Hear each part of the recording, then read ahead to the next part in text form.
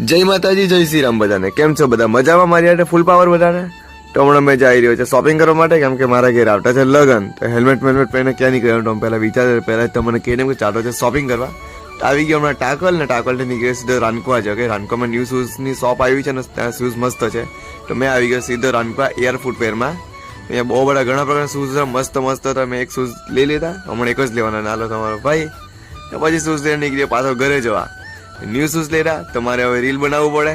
તો ઘરે જઈને સીધો નીકળી રીલ બનાવવા.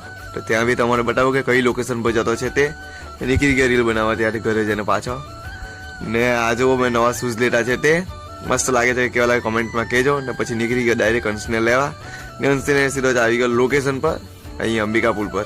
બહુ ઘણા દિવસ પછી આજે આવ્યો ને એક બે રીલ શૂટ કરી મસ્ત અને બ્યુટીફુલ સનસેટ જોયું. સનસેટ જોવાનું મને બહુ ગમે.